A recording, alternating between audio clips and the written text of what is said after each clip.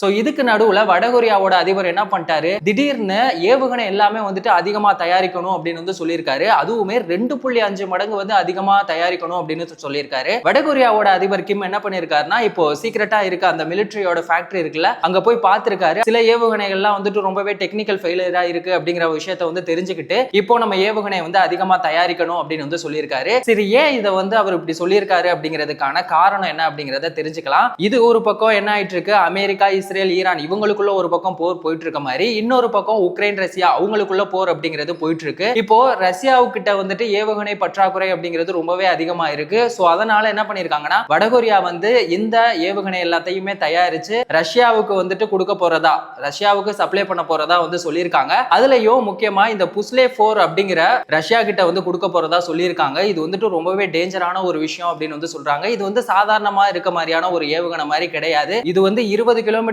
தூரம் வரைக்குமே அட்டாக் பண்ணக்கூடிய ஒரு ஏவுகணையா இருக்கும் அப்படின்னு வந்து சொல்லியிருக்காங்க.